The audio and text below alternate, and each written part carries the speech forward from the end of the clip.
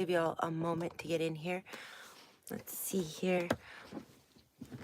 I'll give it one more second because it cuts off at the beginning. Hey there, all my Rotation 411 Astrology Initiates. So we are going over the book this week and into the coming weeks through the election, the outer planets and their cycles, because the outer planets affect the collective a lot, which there affects us as individuals, whereas the personal planets are more how we individually operate. Personal planets are like Mars, Venus, Sun, and Moon, and the outer planets are like Neptune, Pluto, Uranus, however you want to say it, and Saturn, the slower moving planets. They're generational, so we share them with our peers that are close to our age. With that being said, we kind of went over it yesterday, and we're going to do lecture 1 today. I don't know if we'll get through the whole thing, but I'm going to kind of read it to you verbatim. But before we jump into that, I do want to say that when we were reading the intro and everything and the back of the book yesterday, I'm going to link that video below in the playback. So stay tuned for that. I'll pin it in the comments and put it in the description below. Definitely check that out if you like the lecture today. But it was talking about Saturn conjunct Pluto in 1980 because she had written this book in 1982 off lectures in 1980. She said that the Saturn Pluto conjunction was happening in Libra in 1980. And I said, gosh, we just had one of those. I believe it started in like 2017, 2018, but I did pull up my software to kind of go over it because when I Google it on the internet, it's not always right. And my software says that the last time we had Saturn Pluto conjunction was they were both retrograde. So I think it was they had been conjunct in like 2017 or 2018, right in there between 2017 and 2019. And then they had retrograded back and were in a tight like 4-degree conjunction in August of 2020, which was kind of when we were right at the beginning in the thick of COVID quarantine and everything. So she was talking about how she always sees this Saturn conjunction with Pluto at the precipice of like a war. So we did have it sort of smack dab in the middle of the COVID quarantines. And what I was going to say about that is it was happening in Capricorn though. And yesterday she was talking about it in general, but she was specifically referring to how it was happening in Libra at the time of her writing.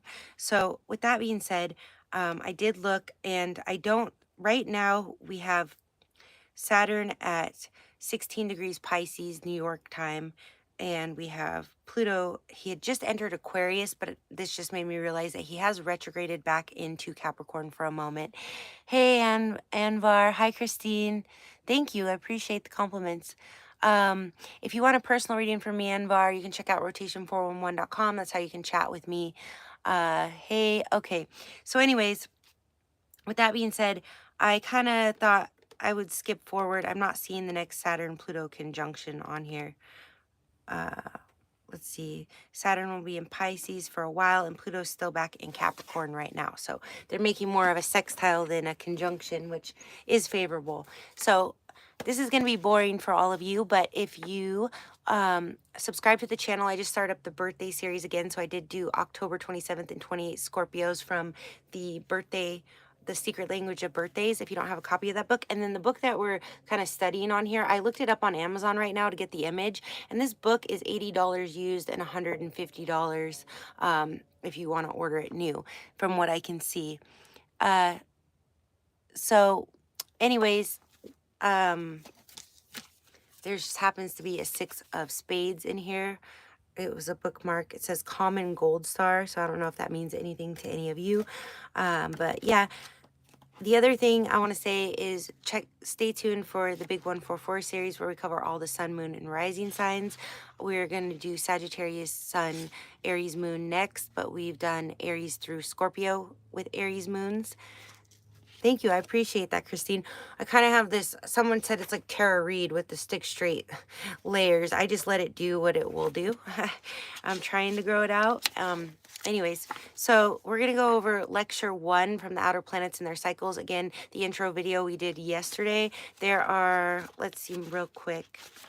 There's 7 lectures in this, and then I think the really cool illustration that will come after that is the structure of the psyche and its relation to the inner and outer planets. So stay tuned for that. This is sort of going to be a series, like a book study. And then we're going to go over the birth charts of many significant political leaders since we are going through the election. Karl Marx, Sigmund Freud, Salvador Dali, John F. Kennedy, Adolf Hitler, and then we're going to talk about the beginning of the Piscean Age and the beginning of the Aquarian Age. That's all in this book. So I'm just going to kind of read, and then when something pops out to me, I'll kind of say something to you and ask you guys. So hopefully my reading is not too boring. I should probably take a sip before we start. All right, lecture one. One of the primary reasons why I chose the particular subject of this conference is that there seems to be a tremendous amount of millenarian fear around at the present time, and I'm concerned with what this might mean. I would define millenarian fear as an expectant waiting for the end of the world to come. Now, there are some very good rational reasons for this, like the prodigious amount of you think you're a good reader until you read an astrology book, the prodigious amount of Russian armaments on the German border. So this was written in 1980, okay? And the proliferation of nuclear weapons and nuclear power plants. That's what a certain campaign in America has been talking about a lot lately. If you turn on your television set or pick up a newspaper, you can get extremely frightened very quickly. And it would be both dishonest and stupid to pretend that these dangers are not real. But there is also an atmosphere which I don't really think arises from these dangers alone, and which possibly makes it even more difficult to react with a sane response to critical, but nevertheless potentially manageable external situations. We stand at the end of a century and at the end of a millennium, as well as at the end of an astrological age. So this was kind of at the turn, like year 2000. Hey, potato kid. Okay. Very strange fantasies erupt in society at such times, which may be related to but are not caused by affairs in the outside world. Something seems to be going on at a subterranean level which catches all of us and throws us into a state of anxiety which is above and beyond the ordinary conscious reactions we might have to things read in the newspaper. It is a sense of the advent of something, a sense of great change. If you are familiar with the predictions of psychics about the end of this century, which was like the year 2000, right? You will know that these usually deal with tidal waves, giant earthquakes, the landing of flying saucers, the second coming of Christ, and the earth shifting on its polar axis. I think it's always going to be in style, the end of the world until the end of the world comes, and then we can't really talk about it anymore. But anyways, but these kinds of predictions aren't unique to us in the 20th century. Oh, okay, there we go. So basically, just quick thing, if you're just joining us, I want to read this book, so I'm going to read it with you guys, all right? They are, I've had it for quite some time, so. They are archetypal images of change, deep psychic change at an unconscious level. You can meet these images in the dreams of individuals who are undergoing profound shifts and transformations in their inner and outer lives. And you meet the same images in the mouths of prophets at the end of the millennium, whichever millennium it is. Those of us who work in the astrological field have only to open an ephemeris and look at the rather peculiar conjunctions which are approaching in the next 20 years. It isn't as though they have never happened before, but when they coincide with the end of a millennium, then people tend to panic, even astrologers who ought to know better. Someone rang me up recently, quite late at night, and said, quote, I understand that you're an astrologer. Is it true that all the planets will collide in 1984? End quote. This is the sort of thing I mean. I must admit that I find it disturbing because there is an ominous foreboding in the atmosphere that is not necessarily in line with world events. It seems to me that there is enough difficulty in trying to deal with actual facts, let alone these strange fantasies and terrors. Some of these fantasies are exaggeratedly spiritual, like the Second Coming, and some of them are exaggeratedly concrete, like a worldwide Holocaust. Let me just check the comments. Yeah, the 1999, we're in a party like it's 1999. Break it up a little so I don't bore you guys to death. But I think it's pretty interesting. That's why I was like, let me read it with you guys. Need a little sip, okay? Next paragraph. On the other hand, even though we can try to understand these undercurrents from a psychological point of view, it's equally useless to pretend that we are so sane and rational and perceptive that we won't react in the same way everyone else does. The collective unconscious, which is Jung's term for the deep strata of the human psyche, which are common to us all, is something we don't know very much about. We know a good deal about the collective unconscious, which is Jung's term for the deep strata. Oh, wait. we know a good deal about the collective consciousness, but not the collective unconscious, the 12th house, right? Which concerns the rules and structures that society creates and by which we supposedly learn to live with and cooperate with each other. I wonder what the collective, now I'm trying to think. So the collective unconscious, which she's saying, Liz Green, who wrote this book, is saying we don't know much about, is coincides with the 12th house. I'm not sure which house the collective consciousness would coincide with off the top of my head. I'm going to say maybe the midheaven, the way that she's writing it. So it's The Outer Planets and Their Cycles by Liz Green, and it's a series of lectures, and then she kind of goes over the age of Aquarius and Pisces and the birth charts of world leaders. Sort of it's like political but apolitical, so it's not leaning either way. It's just looking at the outer generational planets and how they relate to politics. And it is interesting reading it written in 1980, right? And then we're going through sort of a big political shift right now. So she did. I think it's very well done. I need to look up more of her works, but let's see here. Okay. So we are familiar with the collective conscious, which concerns the rules and structures that society creates and by which we supposedly learn to live with and cooperate with each other. But the underground stream that runs beneath the surface of those structures, that is a mystery. That would be the collective unconscious. We only recognize its existence when it bursts into external life. And one of the ways in which it shows itself is that an entire group or country goes berserk, and you have one of those gigantic upheavals or revolutions which ends in a bloodbath. So again, we had this conjunction that she was kind of referring to in the intro, and she's talking about all the outer planets here and aspects, but we had the Saturn-Pluto conjunction in 2020, which is when everything kind of erupted with COVID, and then she's talking about in 1980. Yes, all right, thanks, Cooper. Okay, so let's see, where was I? Okay. An entire nation can plunge into psychosis in the same way an individual can. And a lot of apparently very rational people disappear and become one screaming mob. You can observe a small paradigm of this at any football match. Sort of like mob mentality, I guess she's talking about. There are people who are more prone to being infected by it than others. There are people who are permeable to perhaps a greater extent than others. There are people who believe they are immune, yet who are in the greatest danger. There are people who seem to have an inherent natural connection with the world of collective unconscious psyche and somehow find a way to live with it and mediate it. These are the artists and visionaries, because they are familiar with it and can offer it some kind of voice through their personal creative efforts. Again, very Piscean, 12th house, collective unconscious, right? That's the house of psychics, musicians, and astrologists, although it can be seen in other signs and houses as well. Because they are familiar with it and can offer in some kind of voice through their personal creative efforts. They are not as surprised as the rest of us when an eruption suddenly occurs in the world.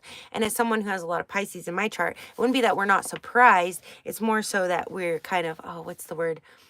Apathetic to it, because we've already felt the vibration for quite some time and been adapting to it, which is very Piscean.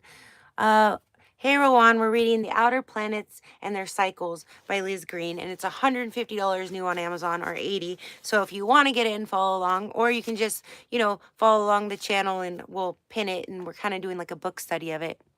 Thank you. I appreciate the compliments. The world can be so cruel. It's nice. It's nice, sometimes someone will go, "Oh, you're very pretty." And I go, "Oh, I haven't actually heard that in quite some time. Like, I haven't heard it in like 6 months. So, it's kind of nice to hear sometimes, because my joke is always to be, just to be human and modest is like, well, the curse of being human, aside, like there's like the narcissist one end of the spectrum, is the other curse is you can't actually see yourself. So I can see myself in the mirror, I can see myself in the camera, but I'll never actually see myself the way that someone looking at me will, right? Same with you guys. You'll never see yourself. So, it's good to be humble, right? But anyways, okay, so the artists have already, okay.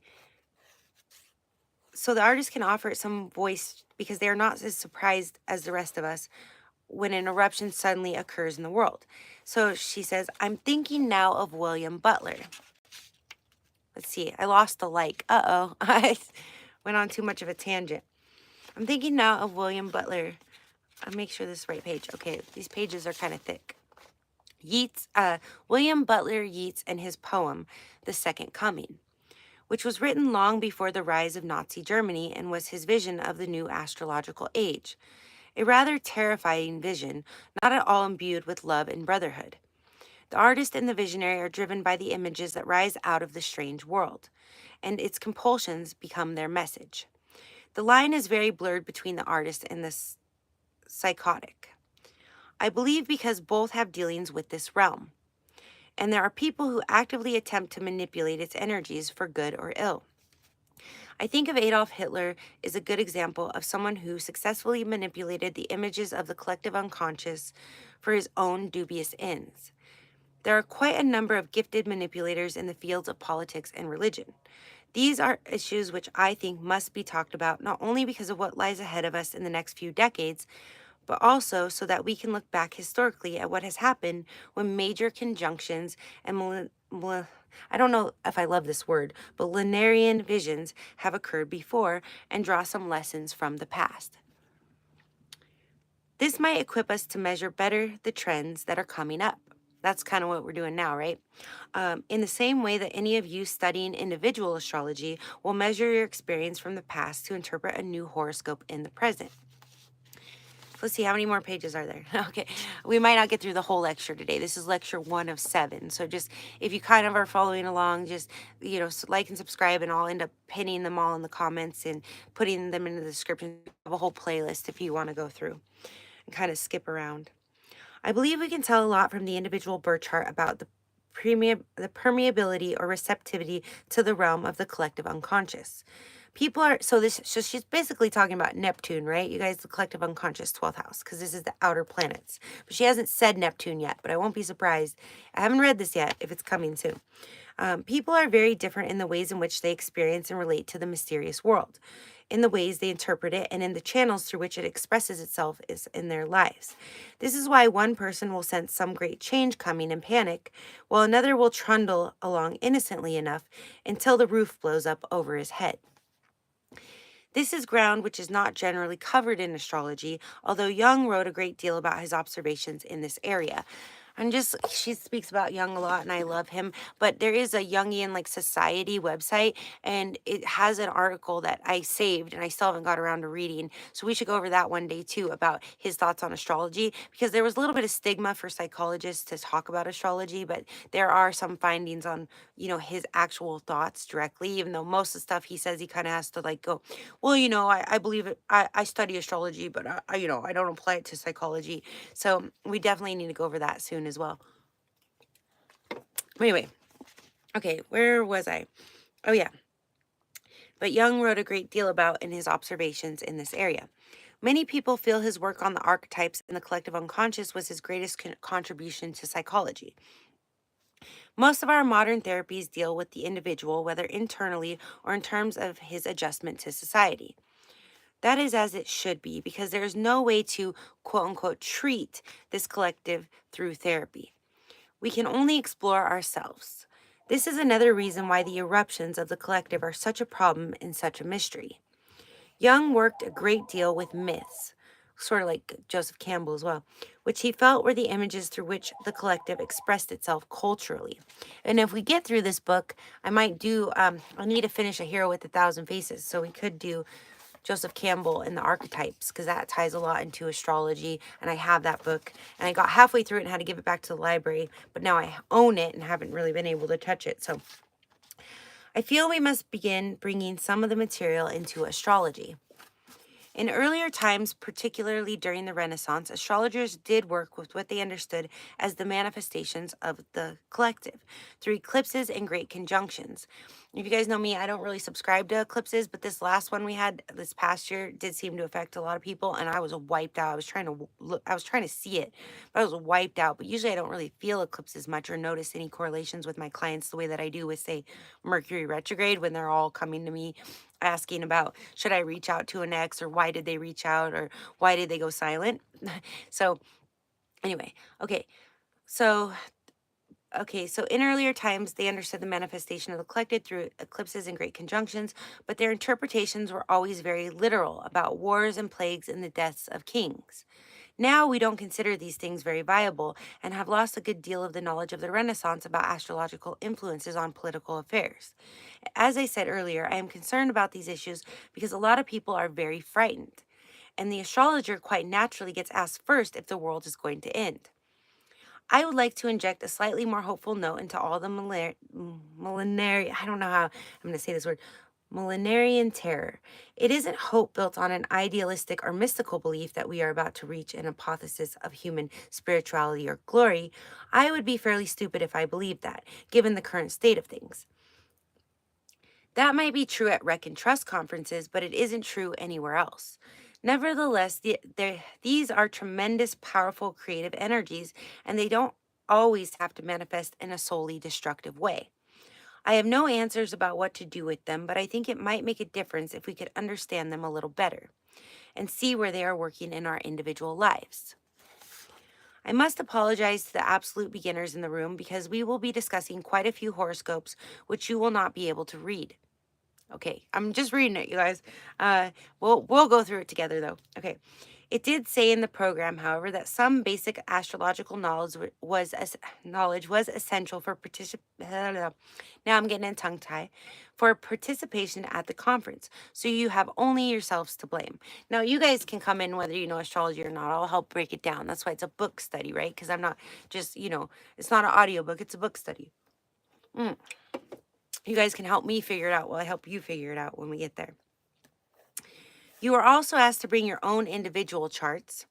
So if you guys want to, as you're following along this series, I'm sure nowadays most of you kind of have a good idea, if you know your birth chart at all, what it is. And for those of you who don't, go to rotation411.com and I can help you work through your birth chart. But anyway, charts used as an illustration, we can draw them on the blackboard. There's obviously no time to give a chart reading to everybody in the group. I will also be referring to the charts of people who figure or have figured importantly through history, as vessels or mediums for the collective, ranging from the very dark ones to the very light ones. We can investigate what there is in the birth horoscope that might suggest a particular susceptibility to this realm. Some people, as I said, have a very minimal relationship with it. They aren't aware of it at all, although of course it is still part of the psyche and will ultimately affect them. Other people smell changes coming 20 or 30 years before they arrive, and the images begin appearing in their dreams and their fantasy life as well as in their artistic creations. I mentioned Yeats before with his rather terrifying prophecy of chaos and disorder unleashed in the world. He writes about a quote-unquote grim beast whose hour has come round at last, slouching toward quote-unquote slouching toward Bethlehem to be born. Sounds like this artist who was talking about astrology, apparently Yeats, must have had, some biblical influence as well. Sounds like, very revelatory. Yeats died just as Hitler was preparing to invade Poland. He wrote the poem before anyone could have known what was going to happen in Germany. I would not say it was a quote-unquote prophecy of Hitler because Yeats was very concerned with astrology and with the astrological ages, and this was his vision of the Aquarian age. But it was also the experience of an overpowering image of imminent chaos and rage bursting from the depths of the collective, which happened shortly after Yeats' writing, to choose Germany as one of its midwives. Well, I don't know this word. Millenarian fantasies seem to be cyclical. They seem to erupt not only every 1,000 years, but also at the midway points, perhaps every 500 years. This is certainly the case with millenarian movements with the Christian world. And they also tend to erupt around the periods of great conjunctions. Like, again, we went through Saturn conjunct Pluto, which is kind of what she's talking about in 1980 here, if you haven't been following along, in 2020, in August of 2020, the heart of the COVID epidemic. Okay, I will give you an example of how this works. In the year of our Lord, 1524, as it was called, there was a monumental conjunction of planets. Far more impressive, in fact, than the ones which are due in a few years' time because of the number of planets involved. So in 1524, there was this great conjunction.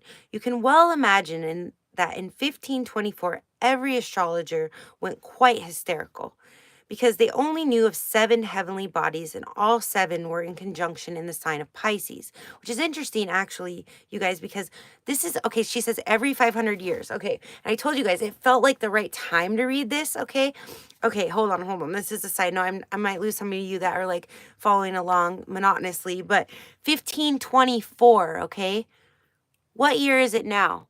2024. We're exactly 500 years from this great conjunction that she's talking about, and we have a ton of planets in Pisces over the last year. They're not really all in there right now, but there were a ton of planets in Pisces and Aries last year. We have Saturn there right now. We have Neptune right there right now. Yeah. So, anyways, okay, and it's exactly 500 years to the year. All right, I lost some of you. Surprise. I thought you guys would think that's pretty cool. Whatever. 500 years to the year. She's referring to this conjunction in 1980, and now here we are reading it 500 years to the year. Right before this big election in 2024. Okay, that's just spooky to me. But I don't know. I'm kind of like putting patterns together, but when I figure out what it means, I'll let you guys know. Anyways, in fact, Neptune, Neptune's in Pisces right now, was also involved in this conjunction. It's conjunct my Mercury, by the way, so maybe that's what told my mind to do this, to read. Mercury's reading and writing. Okay, my natal Mercury. All right, I'm getting too excited. I know, I'm an astrology nerd, you guys. Okay. In fact, Neptune was also involved in this conjunction, but they didn't know about that.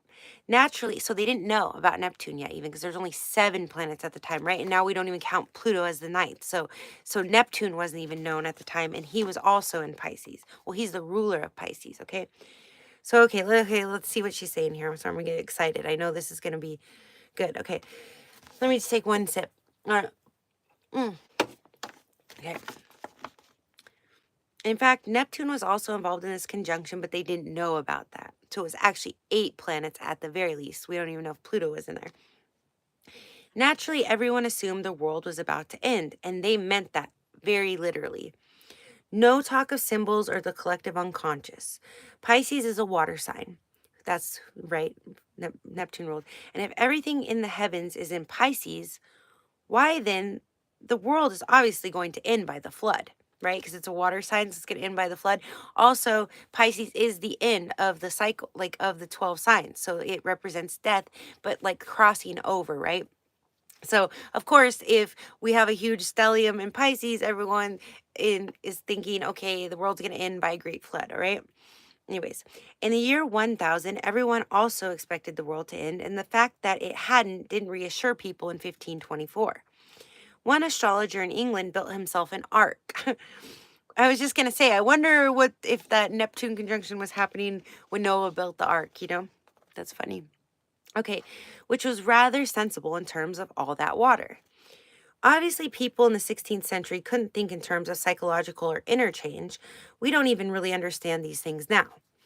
1524 came and went, and not a lot happened. That's exactly 500 years ago, okay?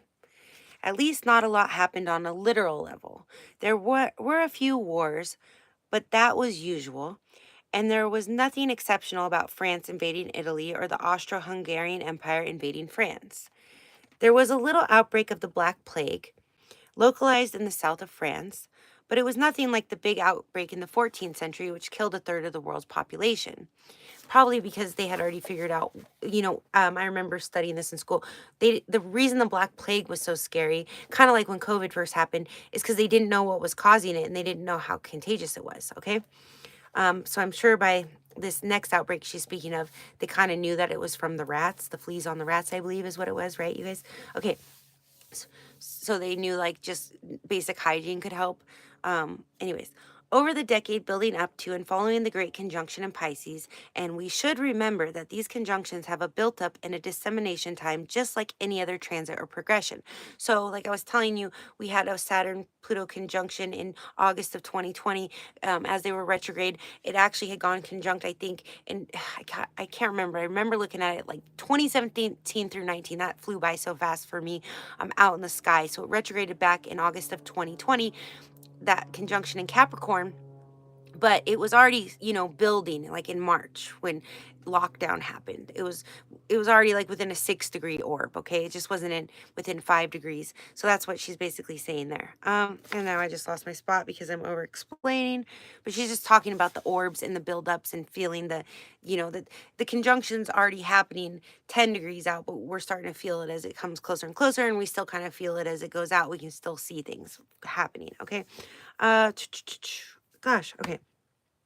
Okay, and we should remember that these conjunctions have a buildup and a dissemination time, just like any other transit or